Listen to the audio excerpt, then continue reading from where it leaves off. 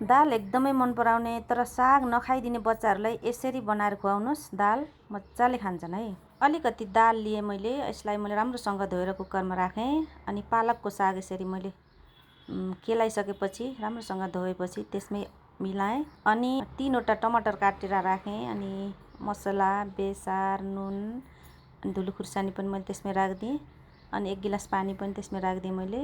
अब मैले कुकरको ढक्कन लगाइदिएँ अनि मैले 5 सिटी लगाइदिएँ।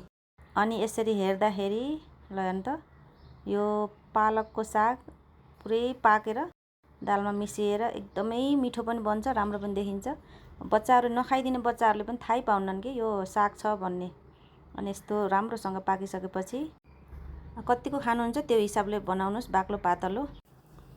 अब यसमा हामीले लसुनहरू, हिङ, जिरा, खुर्सानी राखेर मजाले झानेपछि एकदमै मिठो हुन्छ। तपाईँहरू पनि एकचोटि बनाएर टेस्ट गर्नुहोस् है।